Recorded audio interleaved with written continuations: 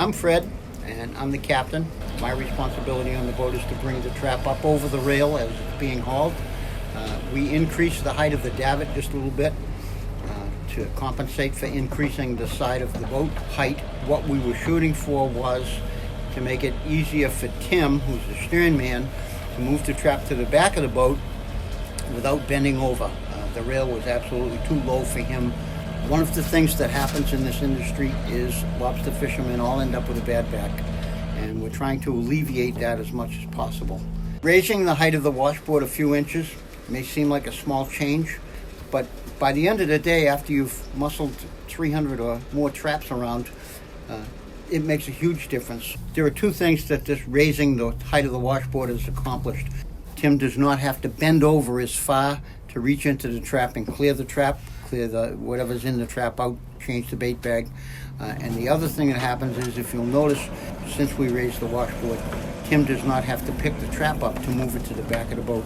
He slides it down to the back of the boat and then just turns and sets it on the deck.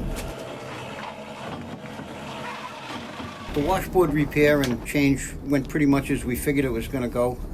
We found a little more damage to the old wash rail from water penetration than we thought we were going to have. I was hoping I only had to replace the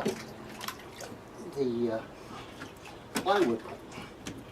It was pretty much straightforward. We just laminated it together with a couple of layers of plywood and then heavily glassed with fiberglass over top of that and a piece of stainless rail on the top, and it seems to stand up very well. My name's Tim. I'm the stern man, and so I'm the one handling the traps all day. Just that 8 inches makes it a lot easier for me to kind of reach the trap without putting too much stress and too much bend on my back. It's actually made my job a lot easier. I think in the future, I'm going to be really thankful that they decided to raise that washboard, even that 8 inches. I'm Wes.